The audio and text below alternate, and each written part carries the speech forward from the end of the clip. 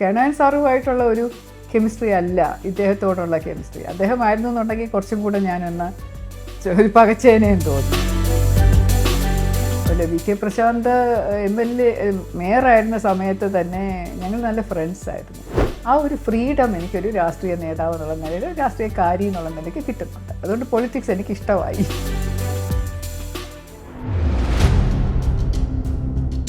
വൻഫിനിറ്റ് പറഞ്ഞതുപോലെ ഇതൊന്നും പ്രശ്നങ്ങളോ പാകപ്പിഴകളോ ആയിരുന്നില്ല, അതാക്കി തീർത്തതാണ്. സാരമില്ല മാഡം, ഞങ്ങളുടെ ഇപ്പോഴും മാഡം മേയർ മുത്താണ് എന്ന് പറയുമ്പോൾ എനിക്ക് വികാരം വരും. ഫ്ലൈറ്റിൽ ടിക്കറ്റ് എടുത്ത് തരാമെന്ന് പറഞ്ഞു, അപ്പോഴും നിങ്ങൾ വിവാദമാക്കില്ലേ? എല്ലാവരും ട്രെയിനിൽ പോകുമ്പോൾ ഇവർക്ക് എന്താ കൊമ്പുണ്ടോ ഫ്ലൈറ്റിൽ പോയിട്ട് തിരിച്ചു വരാമെന്ന് ചോദിക്കില്ലേ? 23 വർഷങ്ങൾക്ക് മുമ്പ് ഒരു ക്രൈം കേസ് നടന്നതിനെക്കുറിച്ച് ഞാൻ പറഞ്ഞാൽ അതെങ്ങനെയാണ് പോക്സോ ആവുക? അതും എടുത്തിട്ട് 13-ാം തീയതി എടുത്ത കേസ് ഒളിച്ചു വെച്ചിട്ട് അത് വെള്ളിയാഴ്ച ദിവസമാണ് അത് പത്രമാധ്യമങ്ങളിലൂടെ അറിയുന്നത്. അപ്പോൾ അന്ന് അറസ്റ്റ് ചെയ്തുകൊണ്ട് പോയാൽ 2 ദിവസത്തേക്ക് എനിക്ക് ജാമ്യം കിട്ടൂല, പോക്സോ കേസല്ല. അതോടുകൂടി എൻ്റെ ഡ്രൈവർ എന്നെ ഇട്ടിട്ട് പോയി. ഡ്രൈവർ ഏത് സാഹചര്യത്തിലായിരുന്നു? എനിക്കറിയില്ല, അത് പാർട്ടിക്കാരനാണ്, അതുകൊണ്ടായിരിക്കും. അല്ലെങ്കിൽ പാർട്ടിയുടെ സമ്മർദ്ദം ഉണ്ടായിട്ടുണ്ടാവും, കാശ് കൊടുത്തിട്ടുണ്ടാവും. എന്താണ് വിജയിച്ച് നിൽക്കുന്ന ഒരു സ്ത്രീ എന്ന് പറയുന്നത് പലർക്കും അസഹനീയമാണ്. അങ്ങനെയുള്ള ഒരു മെൻറ്റാലിറ്റി ഉള്ള ആൾക്കാരുള്ള സമൂഹം നിർഭാഗ്യവശാൽ കേരളത്തിലുണ്ട്.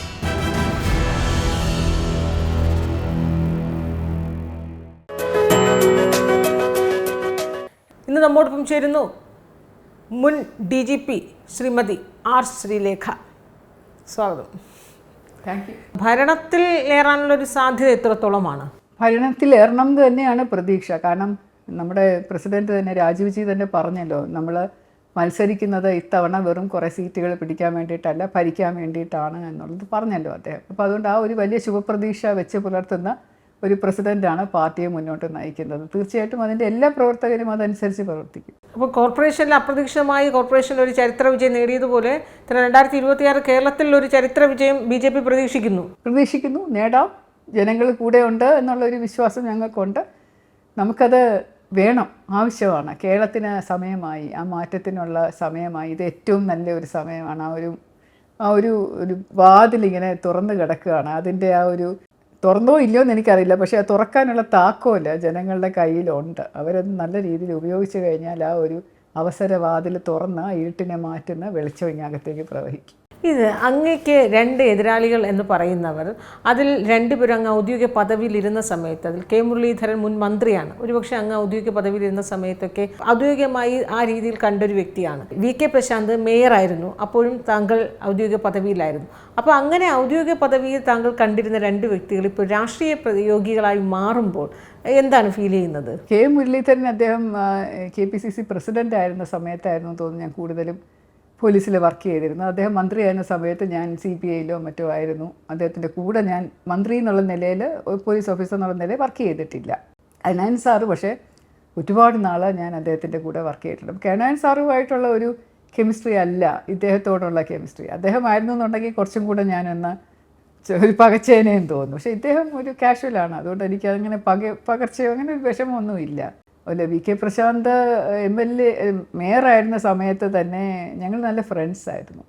ഞാൻ പല കാര്യത്തിനും, പ്രത്യേകിച്ച് മേയറുടെ പല പദ്ധതികളിലും വികസന കാര്യങ്ങളിലും പിന്നെ അതുപോലെ കോൺഫറൻസുകളിൽ സെമിനാറിലും ഒക്കെ എന്നെ വിളിക്കും, ഞാൻ പോകും, സംസാരിക്കും. ഞങ്ങൾ വളരെ ക്ലോസ് ആയിട്ട് ഇടപഴകി സംസാരിച്ചിരുന്ന വളരെ അടുപ്പമുള്ള, ഞാൻ പ്രശാന്തേന്ന് വിളിച്ച് തന്നെ ആരാധ്യനായ മേയർന്നൊന്നും ഞാൻ ഒരിക്കലും എനിക്ക് ഓർമ്മയില്ല അങ്ങനെ വിളിച്ചത്. പ്രസംഗിക്കുമ്പോൾ പറഞ്ഞിട്ടുണ്ടാവും, പക്ഷേ ഞാനെപ്പോഴും ഒരു ADGP റാങ്കിലുള്ള ഓഫീസറും കൂടെ ആണല്ലോ. അപ്പോൾ എന്നെ മാഡം എന്ന് വിളിക്കും, ഞാൻ പ്രശാന്തേന്ന് വിളിക്കും. അങ്ങനെ ഒരു അനിയനെ പോലെയുള്ള കെമിസ്ട്രി ആയിരുന്നു.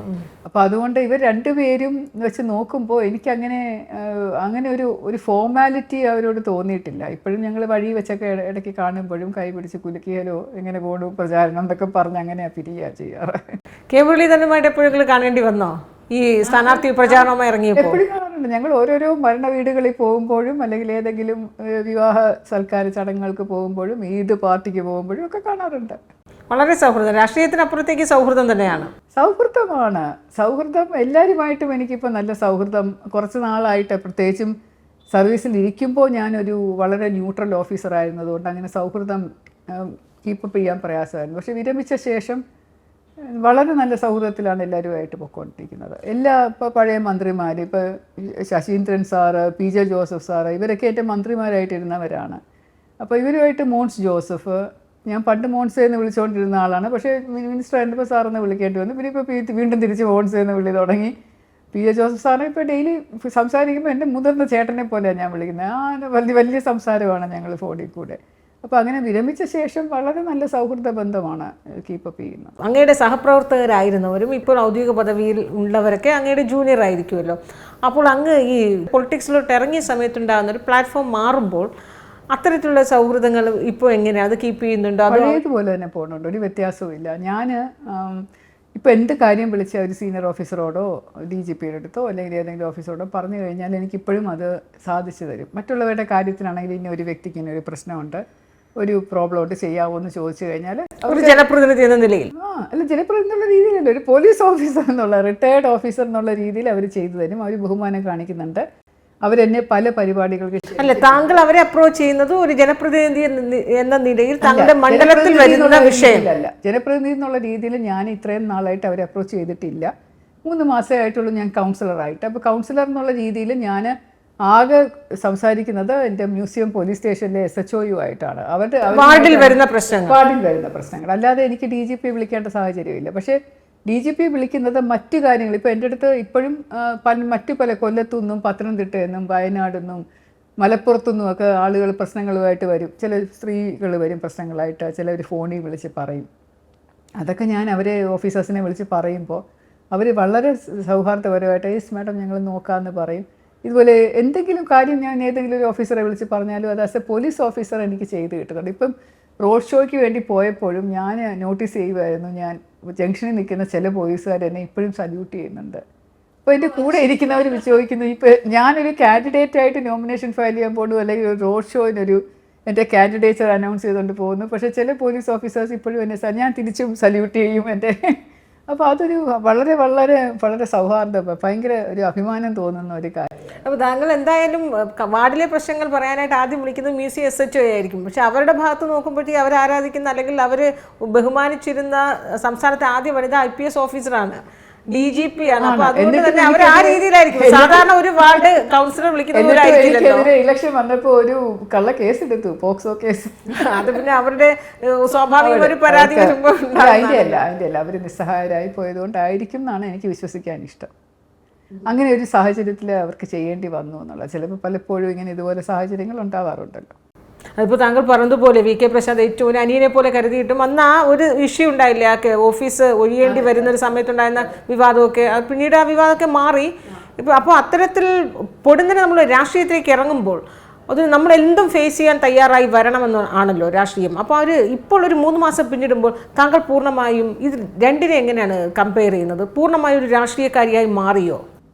സേവന പാതയിൽ ഇപ്പം എനിക്ക് സേവനം എന്ന് പറയുന്നത്, ജനസേവനം എന്ന് പറയുന്നത് എനിക്ക് വലിയ ഇഷ്ടമുള്ള കാര്യമാണ്. എനിക്കതിൽ നിന്നൊരു ചാരിതാർത്ഥ്യം കിട്ടുന്നുണ്ട്. ഞാൻ ഇത്രയും ചെയ്യാൻ പറ്റി. ജനസേവനം മാത്രമല്ല, എനിക്ക് മൃഗങ്ങളെയും പക്ഷികളെയും മരങ്ങളെയും ഒക്കെ സേവനം ചെയ്യാൻ ഇഷ്ടമാണ്. ഞാൻ ഒരു പ്രകൃതി സ്നേഹിയും കൂടെയാണ്. അപ്പം അങ്ങനെ സേവന പാതയിൽ നമ്മൾ പോകുമ്പോൾ ഒരു പോലീസ് എന്നുള്ള ഒരു ജോലി എന്ന് പറയുന്നത് എനിക്ക് പറ്റുന്നതാണെന്ന് എനിക്ക് തോന്നിയിരുന്നില്ല. കാരണം ഒരുപാട് നെഗറ്റിവിറ്റി ഉള്ള ഒരു ജോലിയായിരുന്നു. പക്ഷേ ഞാനത് എൻ്റെ ശമ്പളം കിട്ടുന്ന ജോലിയാണല്ലോ, കുറച്ച് നല്ല സേവനം ചെയ്യാൻ പറ്റുന്നതാണല്ലോ എന്ന് വിചാരിച്ച് പല ജോലികളും എനിക്ക് വളരെ ഇഷ്ടമില്ലാത്ത ജോലികൾ ഉണ്ടായിട്ടുണ്ട്. ചെയ്യാൻ ഇഷ്ടമില്ലാതിരുന്ന പല കേസുകളും ഉണ്ടായിട്ടുണ്ട്. പക്ഷേ അതൊക്കെ ജോലിയാണല്ലോ എന്ന് വിചാരിച്ചിപ്പം അഴിമതി നിരോധന വകുപ്പിലൊക്കെ പോകുമ്പോൾ വളരെ അടുത്ത ആൾക്കാരുമായിട്ടൊക്കെ ആയിരിക്കും അവർക്കെതിരെ കേസെടുക്കേണ്ടി വരും. ചിലപ്പോൾ കുടുംബാംഗങ്ങൾക്കെതിരെ കേസെടുക്കേണ്ടിയായിട്ട് വരും, അവരെ അറസ്റ്റ് ചെയ്യേണ്ടതായിട്ട് വരും. ഇതൊന്നും എനിക്കിഷ്ടമായിട്ട് ചെയ്യുന്നതല്ല. പക്ഷേ അത് നീതി ന്യായവുമാണല്ലോ, അത് ഞാൻ ചെയ്യാൻ ബാധ്യതയുണ്ടല്ലോ എന്ന് വിചാരിച്ചാണ് ഞാൻ ചെയ്യുന്നത്. പക്ഷേ രാഷ്ട്രീയം അങ്ങനെയല്ല. രാഷ്ട്രീയത്തിനകത്ത് നന്മയേ ഉള്ളൂ. എനിക്ക് മോശമായിട്ടൊന്നും കാണാൻ പറ്റുന്നില്ല. എല്ലാം നന്മയേ ഉള്ളൂ. നെഗറ്റിവിറ്റി എന്ന് പറയുന്നത് വളരെ കുറവാണ്. സ്നേഹമാണ് കൂടുതലായിട്ട് മുഴച്ചു നിൽക്കുന്നത്. അവരുടെ ഒരു വിശ്വാസം, ജനങ്ങളുടെ ഒരു വിശ്വാസം, ഒരു രാഷ്ട്രീയ പ്രതിനിധി, ജനങ്ങളുടെ പ്രതിനിധി എന്ന് പറഞ്ഞുകൊണ്ട് അവരൊരു കാണിക്കുന്ന ഒരു വിശ്വാസം, പിന്നെ കൂടുതൽ അടുത്ത് നിൽക്കുന്ന ഒരു സ്നേഹം, അതൊക്കെ കാണുമ്പോൾ എനിക്ക് രാഷ്ട്രീയ ജീവിതം എന്ന് പറയുന്നത് അത് ഓട്ടോമാറ്റിക്കായിട്ട് ഇങ്ങനെ വരുന്ന ഒരു കാര്യമാണ്. പിന്നെ എൻ്റെ ചിലപ്പോൾ പ്രസംഗിക്കുന്ന സമയത്ത് അത് ഞാനൊന്നും പ്രിപ്പയർ ചെയ്തുകൊണ്ടൊന്നും അല്ല പോകുന്നത്. ഒരു സമയത്ത് പ്രസംഗിക്കേണ്ട പോലെ ചിലപ്പോൾ പ്രസംഗിച്ച് കഴിയുമ്പോൾ എനിക്ക് തോന്നും, അയ്യോ ഞാൻ എന്തിനാ ഇങ്ങനെ പറഞ്ഞത്, ഞാൻ ഒരാളെ വ്യക്തിപരമായിട്ട് മോശം പറയാൻ പാടുണ്ടായിരുന്നോ എന്ന്. പക്ഷേ അന്ന് ആ MLA ഓഫീസ് മാർച്ച് നടന്നപ്പോൾ തന്നെ ഞങ്ങളുടെ കുറേ പ്രവർത്തകരെ, മുമ്പിലോട്ട് പോയ പ്രവർത്തകരെ പോലീസ് ബാരിക്കേഡ് വെച്ച് തടഞ്ഞപ്പോൾ ബാരിക്കേഡിൽ പിടിച്ച് നിന്നവരെ അപ്പുറത്തെ വശത്തു നിന്ന് DYFIക്കാർ വന്ന് അറ്റാക്ക് ചെയ്തായിരുന്നു. അപ്പോൾ അതുകൊണ്ട് 2-3 കൗൺസിലർമാരുടെ, സുമി ബാലുവിൻ്റെയൊക്കെ കൈ അതിൻ്റെ ഇടയിൽ കുടുങ്ങിയിട്ട് മുറിഞ്ഞിട്ട് ഇത്രയും ചോരയും വന്ന് നീരൊക്കെ പിടിച്ചിട്ട് എനിക്കത് കണ്ടപ്പോൾ സങ്കടം വന്നു, സഹിക്കാൻ പറ്റാതായി. അപ്പോൾ അതുകൊണ്ടാണ് ഞാൻ അങ്ങനെ ആ ഒരു സമയത്ത് പ്രസംഗിക്കാൻ എണീറ്റപ്പോൾ ഞാൻ കുറച്ച് രൂക്ഷമായിട്ട് പ്രസംഗിക്കേണ്ടി വന്നു. അപ്പോൾ സാഹചര്യം അനുസരിച്ച് നമുക്ക് പ്രസംഗിക്കേണ്ടി വരും. അത് പോലീസായിരുന്നെങ്കിൽ നമ്മളൊന്നും മടിക്കും, രാഷ്ട്രീയമാണെങ്കിൽ മടിക്കേണ്ട കാര്യമില്ല. കാരണം അത് നമ്മളെന്തിനു തുറന്ന് പറയാമല്ലോ. അതുകൊണ്ട് ആ ഒരു ഫ്രീഡം എനിക്കൊരു രാഷ്ട്രീയ നേതാവ് എന്നുള്ള നിലയിൽ, രാഷ്ട്രീയക്കാരി എന്നുള്ള നിലയ്ക്ക് കിട്ടുന്നുണ്ട്. അതുകൊണ്ട് പൊളിറ്റിക്സ് എനിക്ക് ഇഷ്ടമായി.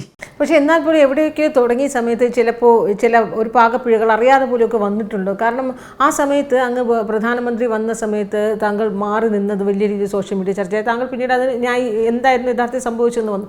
പല ഘട്ടങ്ങളിലും അങ്ങനെയൊക്കെ ഇപ്പോൾ മേയർ തെരഞ്ഞെടുപ്പുമായി ബന്ധപ്പെട്ട സമയത്തൊക്കെ താങ്കളെ ടാർഗറ്റ് ചെയ്യേണ്ടി വന്നപ്പോൾ താങ്കൾക്ക് കൃത്യമായി ഒരു മറുപടി പറയാൻ പറ്റാത്ത ഒരു സന്ദർഭം വന്നു. അതിൽ നിന്ന് 3 മാസമൊക്കെ കഴിഞ്ഞപ്പോഴത്തേക്ക് എന്ത് സംഭവിച്ചാലും ഒരു ഫൈറ്റ് ചെയ്യാൻ പറ്റുമെന്ന രീതിയിൽ ഒരു ഫൈറ്ററായി മാറിയോ? ഇല്ല, ഇതൊന്നും പാകപ്പിഴകളായിരുന്നില്ല. മൻഫിറ്റ് പറഞ്ഞതുപോലെ ഇതൊന്നും പ്രശ്നങ്ങളോ പാകപ്പിഴകളോ ആയിരുന്നില്ല, അത് ആക്കി തീർത്തതാണ്. ഇപ്പം ഞാൻ അന്ന് പറഞ്ഞതാണ്, മേയറായിട്ട് ഒരു പ്രോമിസ് എന്ന് പറയുന്നത് അതിൽ ഉണ്ടായിരുന്നു എന്നത് സത്യമാണ്, ജനങ്ങൾക്കറിയാം, എല്ലാവർക്കും അറിയാം. പക്ഷേ ഒരു അവസാന നിമിഷമായപ്പോൾ ഇതിങ്ങനെ ഒരു ചർച്ച വന്നപ്പോൾ ഞാനും കൂടെ ഉൾപ്പെട്ട ഒരു ടീമാണ് ഇരുന്ന് ചർച്ച ചെയ്തത് EV രാജേഷിന് കൊടുക്കാമെന്ന് തീരുമാനിച്ചത്. അങ്ങനെ ഒരു വന്നപ്പോൾ അവസാനം ഞാൻ തന്നെ പറഞ്ഞു ശരിയെന്ന്. പക്ഷേ എനിക്ക് തോന്നിയ നിരാശയെക്കാളും കൂടുതൽ ജനങ്ങൾ അങ്ങനെ എന്നോട് ചോദിക്കുന്നത്. ഇപ്പോൾ എൻ്റെ കൗൺസിലിലുള്ള ആൾക്കാരൊക്കെ പറയുകയാണ്, സാരമില്ല മാഡം, ഞങ്ങളുടെ ഇപ്പോഴും മാഡം മേയർ മുത്താണ് എന്ന് പറയുമ്പോൾ എനിക്ക് വികാരം വരും. അതുപോലെ വീട്ടുകാർ ചോദിക്കും, അല്ലെ എനിക്ക് വേണ്ടി വോട്ട് ചെയ്ത് മേയർ എന്ന നിലയിലാണ് വോട്ട് ചെയ്തത്, അല്ലാതെ കൗൺസിലർ എന്നുള്ളതല്ല, എന്നാലും അവരങ്ങനെ ചെയ്തല്ലോ എന്ന് ആളുകൾ പറയുമ്പോഴുള്ള വിഷമം വരും.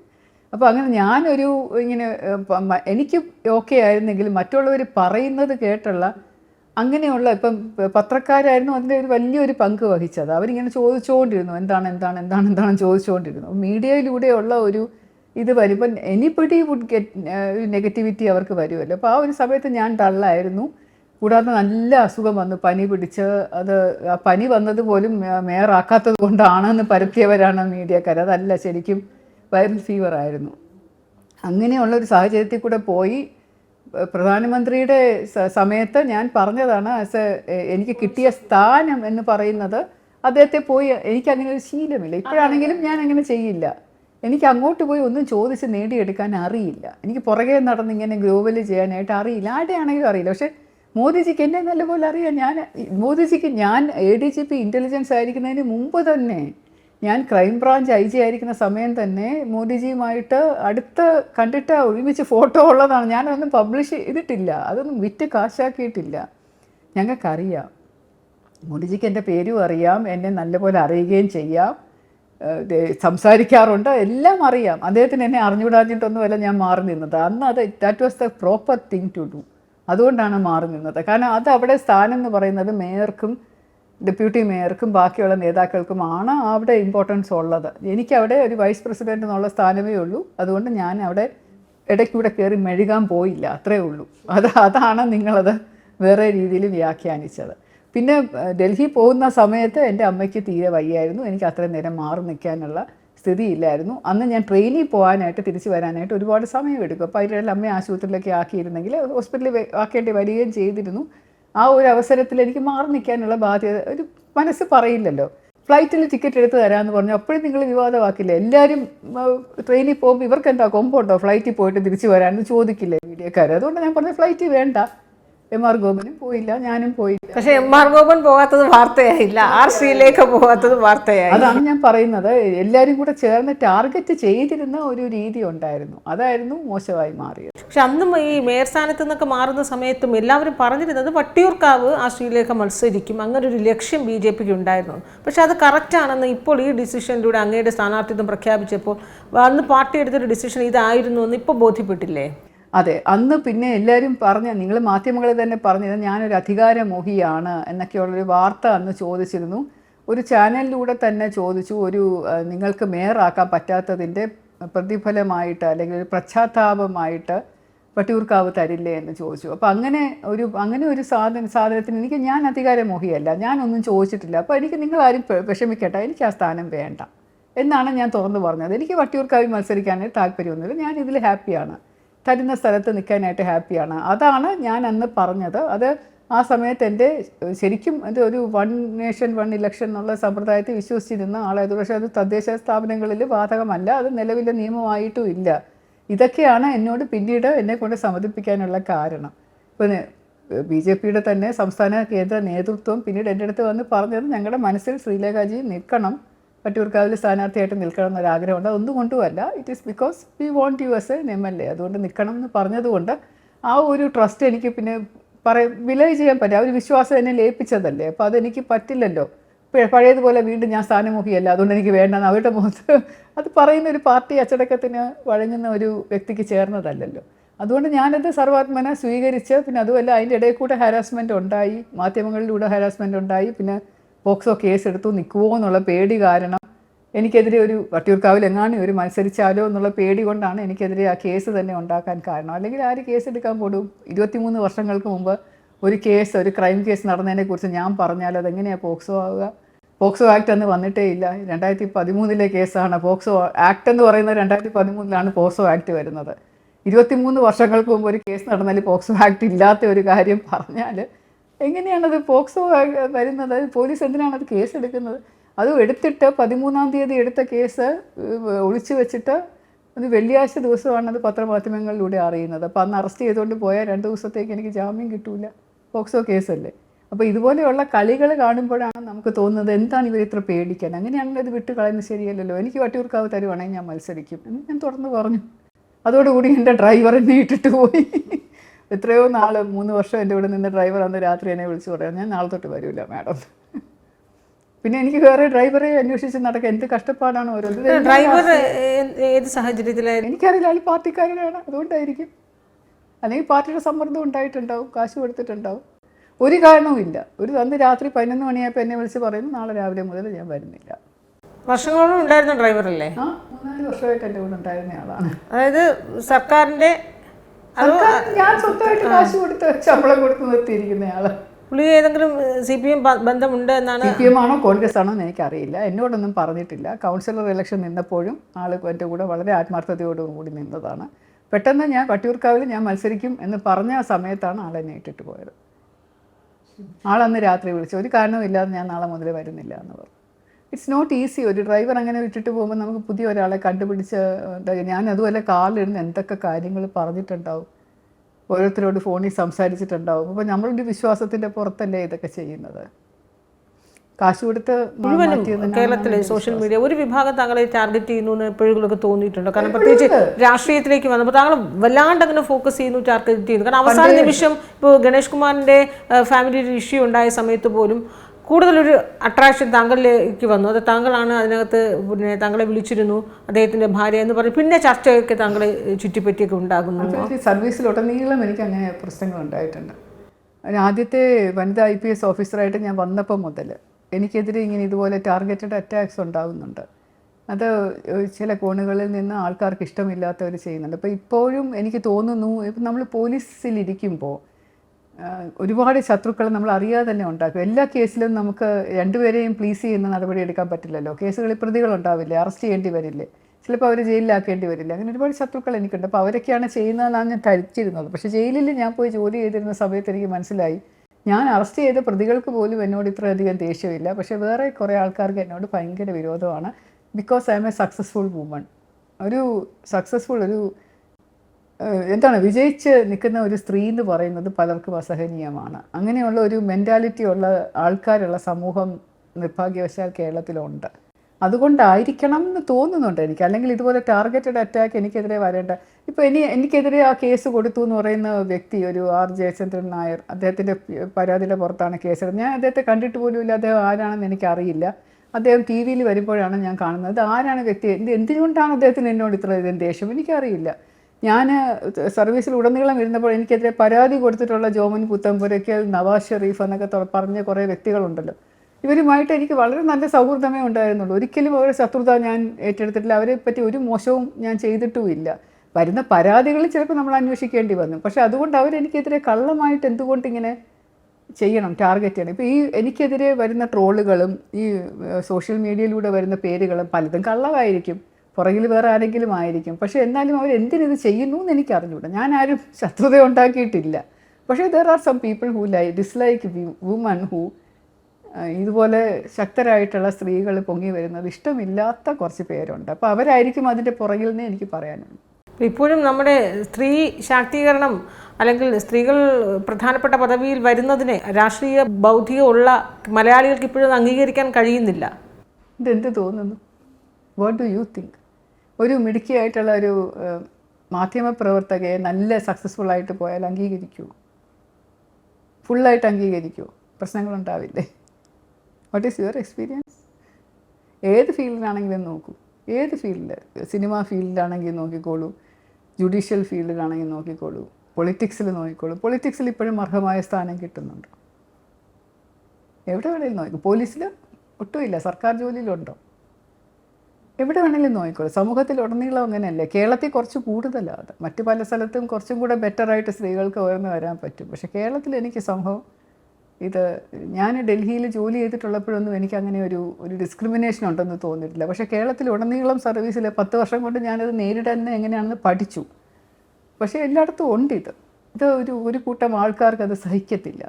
എന്തായാലും അത് വളരെ വിശദമായി അത്തരം വിഷയങ്ങളിലൊക്കെ ചർച്ച ചെയ്യേണ്ടതും അത് പൊതുസമൂഹത്തിന് മുന്നിൽ വെക്കേണ്ടതുമായൊരു വിഷയം തന്നെയാണ്. കാരണം അത് ഈ പറയുന്നത് കേരളത്തിൽ ആദ്യത്തെ വനിതാ IPS ഓഫീസറാണ്. അതുകൊണ്ടാണ് അത് ഈ വിഷയം ഇപ്പോഴും നിലനിൽക്കുന്ന ഡിസ്ക്രിമിനേഷൻ നിലനിൽക്കുന്നു. അത് കേരളം പോലെ രാഷ്ട്രീയ പ്രബുദ്ധതയുള്ളൊരു നാട്ടിൽ എന്ന് പറയുമ്പോഴാണ് രാഷ്ട്രീയമായും എല്ലാ രീതിയിലും പ്രബുദ്ധ കേരളീയർ, പ്രബുദ്ധരായ മലയാളികൾ എന്നാണല്ലോ പറയുന്നത്. അവർക്കിപ്പോഴും ആ ഒരു ഡിസ്ക്രിമിനേഷൻ ഉണ്ട് എന്ന് പറയുമ്പോൾ അത് തീർച്ചയായും ചർച്ചയ്ക്ക് വിധേയമാകേണ്ട ഒരു വിഷയം തന്നെയാണ്. ഇതൊക്കെ നമ്മൾ തൃണവൽക്കരിച്ചുകൊണ്ടാണ് നമ്മൾ മുന്നേറുന്നത്. ഈ ചലഞ്ചുകളെല്ലാം നേരിട്ടുകൊണ്ടാണ് ഒരു പദവിയിൽ ഇരിക്കുന്നത്, മുന്നേറി പോകുന്നതും ഒക്കെ. അത് കുറച്ച് ആയാസകരമായിട്ടുള്ള കാര്യം തന്നെയാണ്. നമ്മൾ ഫാമിലി ബേസ്ഡ് ആയിട്ട് തന്നെ, കുടുംബപരമായിട്ട് തന്നെ അപവാദങ്ങൾ ഒരുപാട് പറഞ്ഞു കേട്ടിട്ടുള്ള. ഞാൻ വിചാരിക്കും എന്തുകൊണ്ടാണ് ഇതിങ്ങനെ അവർ പറയുന്നത്, എന്തിൻ്റെ ബേസിസിലാണ് ചെയ്യുന്നത് എന്ന് വിചാരിക്കാറുണ്ട്. അപ്പോൾ അതുപോലെ ഒരുപാട് ടാർഗറ്റ് ചെയ്തിട്ടുള്ള, ഒരുപാട് മുള്ളും കല്ലും ഏറ്റിട്ടുള്ള ഒരു വ്യക്തിയാണ് ഞാൻ. പക്ഷേ ഇപ്പോൾ അത് കുറച്ച് ബെറ്ററാണെന്ന് എന്താണെന്ന് വെച്ചാൽ ഞാനിത് ശീലിച്ചു. ഇപ്പോൾ അതൊന്നും എന്നെ ഏശുന്നില്ല കാര്യമായിട്ട്. അതുകൊണ്ട് ഉണ്ടാവും, സോഷ്യൽ മീഡിയയിലൂടെ ട്രോളിങ് ഉണ്ടാവും, ഒരുപാട് മോശമായിട്ട് ആളുകൾ എഴുതും. അതിന്നും നാളെ നിൽക്കാൻ പോകണില്ല. ഇന്ന് ഞാൻ കുറേ കണ്ടു, അതിനി കൂടി വരും. ഇലക്ഷൻ തീരുന്നത് വരെ കുറച്ചും കൂടെ കൂടും. കുറേ അധികം ആൾക്കാർ അതിനെക്കുറിച്ച് പറയും. ഉണ്ടാവും, സ്വാഭാവികം. എന്തായാലും എല്ലാ വെല്ലുവിളികളെയും അതിജീവിച്ച് മുന്നേറി വിജയക്കൊടി പാറിക്കട്ടെ എന്ന് ആശംസിക്കുന്നു. എല്ലാ വിജയഭാവുകങ്ങളും നേരുന്നു. ഇത്രയും സമയം വാക്ക് മറുവാക്കുമായി സഹകരിച്ചതിന് നന്ദി. Thank you so much.